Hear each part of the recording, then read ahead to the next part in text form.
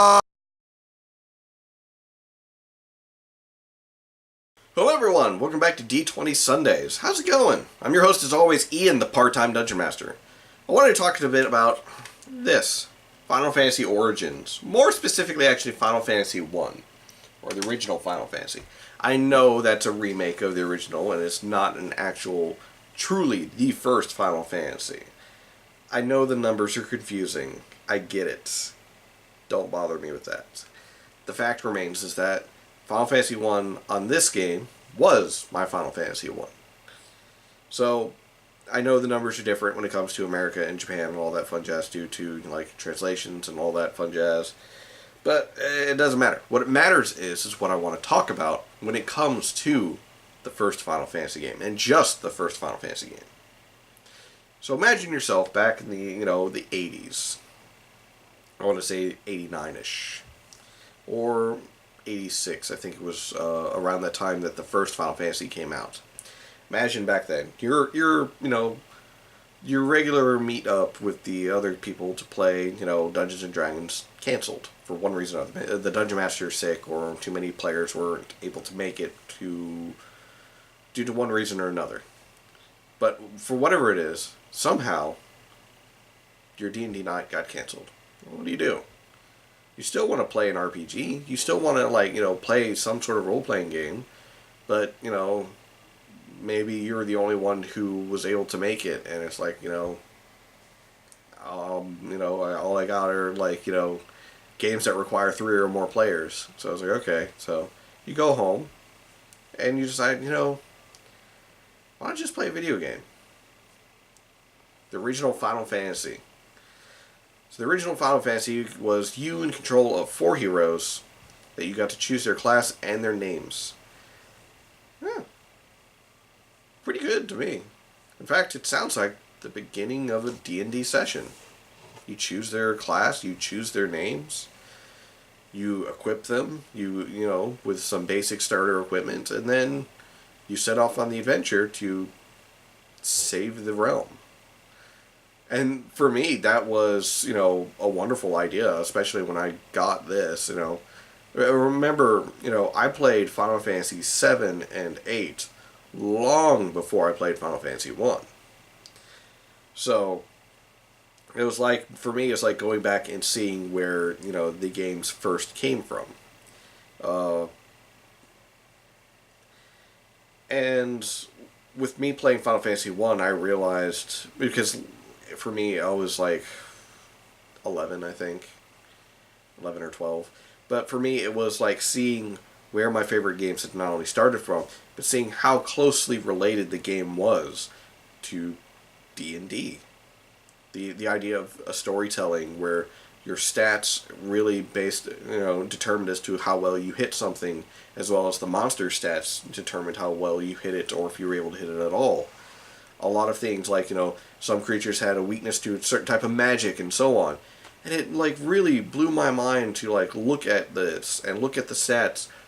And then I did not realize it until I got much older that the first version of Final Fantasy's system is practically Dungeons and Dragons. The way the leveling system works. The way that, the equipment, your possibility to hit, your possibility of how much damage you can do, all of it is essentially Dungeons and Dragons. So the idea that, in the late 80s, you go home and you pop this game in and you start playing it, because I want to say that the original Final Fantasy came out on the NES. So if you had an NES back then, that was kicking. But you pop it in and you play it. You've got yourself your own adventure that you can play through and essentially be the heroes, while the game itself is the Dungeon Master. And it's telling the story of how these heroes, these 4 warriors of light, go and save the realm from the darkness by relighting the crystals of light. It's a D&D story. It's a D&D game. Now, I know a lot of people are going to be like, no, it's not quite that. Bite me. The fact remains is that the idea and the storytelling aspects and how it plays and how it works reminds me of Dungeons and Dragons. And I've gone back and I've played through a lot of other RPG games to where I'm just like, I can see how almost every RPG, I say almost every, not every, almost every, role-playing game out there follows the same system. They follow the same system that is so very close to Dungeons and Dragons. In fact, the Final Fantasy games, for the longest part, they followed that very same system that was established in the first Final Fantasy that's so close to D&D for a majority of the games, all the way up until, I want to say, 8, they made everything different. Because they tried something with what is America's Final Fantasy 2, and then they never did that again. Thank God. And then 8 was different. 9 went back to the same old system, with the attack time battle, the ATB system. But for the most part, the rest of the before, I would say before 7, 8, and 9, they were all turn-based. Or 6 also ATB. Now I'm aggravating myself because I can't remember this. I am such a big Final Fantasy fanboy, I should know this. I'll look it up later.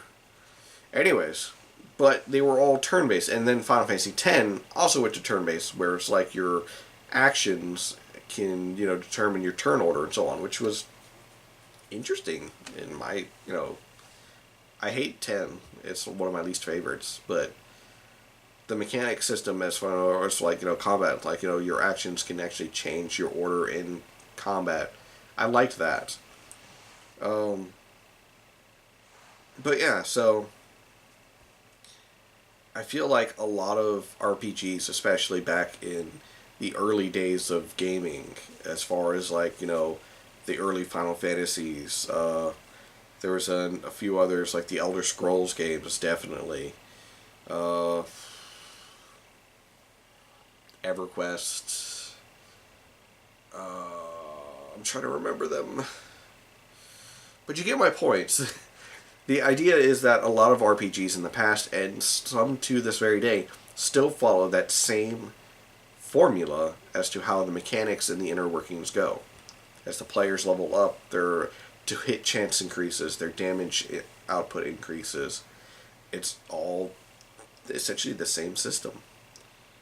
And I love that because it makes me appreciate, RPGs just a little bit more, in the sense that, I have to really focus on how I equip and level my characters, the strategy behind what abilities they use, and how much that translates from when I played Final Fantasy as a child, and especially Final Fantasy Tactics and so on, to now as an adult, where I set up the encounters for my players.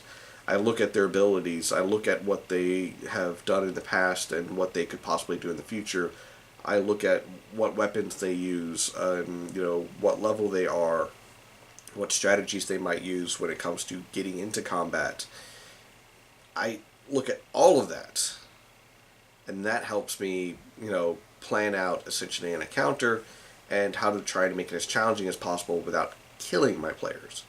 There are a couple of moments where I'm like, yeah, you know what, I'm taking the boxing gloves off. Safety gloves coming off.